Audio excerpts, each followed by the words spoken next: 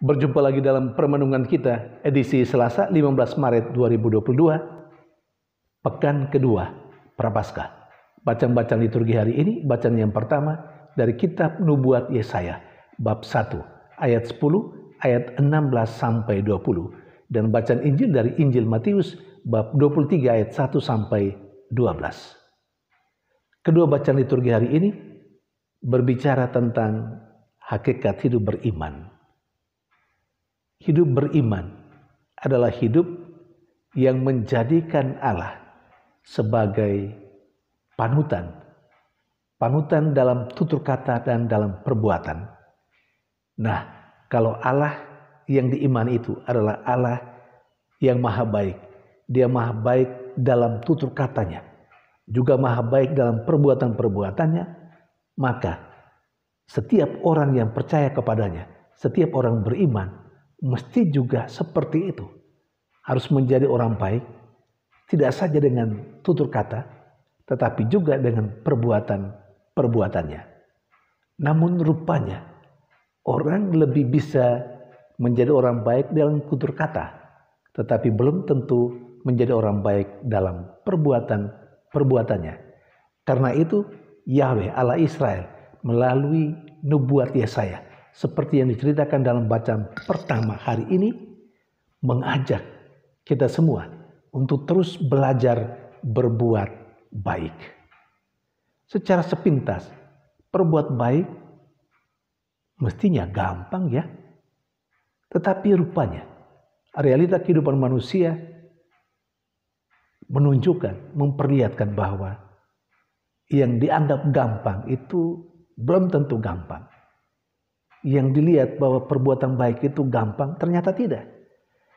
Banyak sekali manusia gagal dalam berbuat baik.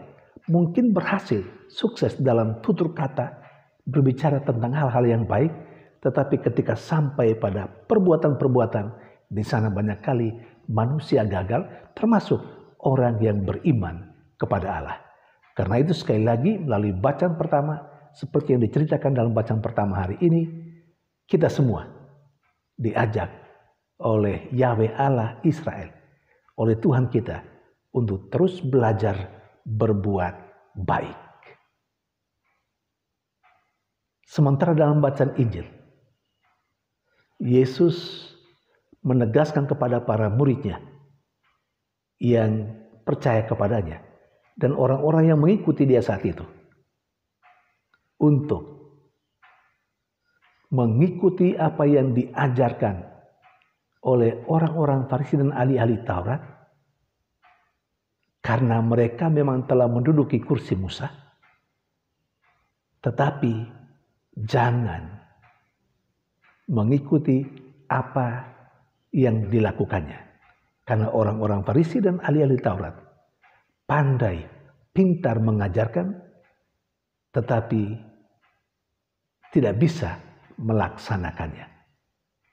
Maka sekali lagi Yesus mengajak para muridnya, dan pasti kita yang saat ini merenungkan perikop ini, supaya kita mengikuti apa yang diajarkan yang baik, tetapi tidak mengikuti apa yang tidak baik yang dilakukan, termasuk oleh orang-orang yang kita anggap sebagai panutan. Saudari dan saudara yang terkasih, dalam diri manusia, kalau merenungkan lebih jauh,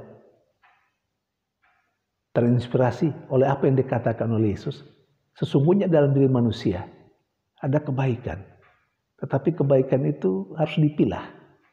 Ada orang itu baik secara verbal, dengan kata-kata. Orang omong bisa bagus sekali, baik sekali, menarik sekali, simpatik sekali dengan kata-katanya. Tetapi ketika sampai pada perbuatan, justru orang yang berkata-kata bagus itu tidak bisa melakukannya. Tidak bisa memberi contoh yang baik melalui perbuatan-perbuatannya. Karena itu sekali lagi Yesus menegaskan, terutama untuk para muridnya, ketika berhadapan dengan orang Farisi dan ahli Taurat, mereka boleh taat kepada apa yang diajarkan oleh mereka, orang Farisi ahli Taurat, tapi jangan melakukan apa yang diperbuatnya, karena apa yang mereka ajarkan tidak mereka lakukan. Saudari dan saudara yang terkasih, kita pasti berhadapan dengan sesama kita yang ada di sekitar kita. Ada sesama kita yang dilabeli sebagai orang baik. Orang baik dalam tutur kata, tapi juga orang baik dalam perbuatan. Tapi pasti juga kita berjumpa dengan teman-teman kita, sahabat-sahabat kita, yang dilabeli juga sebagai orang yang baik. Tetapi orang yang baik secara kata-kata, secara verbal. Ngomongnya bagus, menarik, sangat simpatik. Tapi ketika sampai pada perbuatan, malah tidak bisa kita contohi perbuatannya. Karena memang perbuatannya jahat. Mungkin juga, kalau menurut pemandangan saya, mungkin juga ada orang yang mungkin secara kata-kata, secara verbal tidak bagus. Tetapi perbuatannya baik. Nah, berhadapan dengan sesama yang ada di sekitar kita yang seperti itu. Terinspirasi oleh bacaan Injil hari ini, kita diajak untuk mengikuti saja yang baik.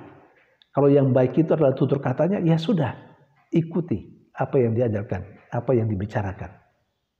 Kalau yang baik itu adalah tingkah lakunya, bukan tutur katanya, sudah ikuti saja yang baik dari tingkah lakunya, bukan tutur katanya. Jadi kita harus pandai memilah dalam kehidupan kita.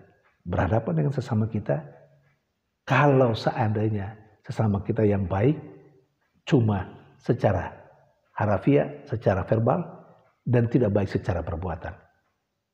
Saudari dan saudara yang terkasih, masa Prapaskah adalah masa pertobatan. Masa di mana kita diajak untuk meningkatkan amal bakti kita. Jadi kita meningkatkan perbuatan-perbuatan baik kita. Tapi saya menegaskan supaya kita tidak hanya berpikir perbuatan baik itu dengan menyumbang sesuatu. Itu bisa juga sih. Tetapi kita harus melihatnya secara lebih luas. Kita bisa menjadi orang baik dengan berbagai macam cara. Tidak saja mesti memberi sesuatu. Mungkin ketika kita bisa mengendalikan orang yang kurang baik dalam tutur kata, dalam perbuatan, itu juga sebuah cara di mana kita meningkatkan amal bakti kita. Dan masih ada banyak sekian banyak hal yang baik yang bisa kita lakukan. Tidak hanya sekedar memberi secara material. Saudara-saudara yang terkasih, semoga Tuhan memberkati dan menguatkan kita.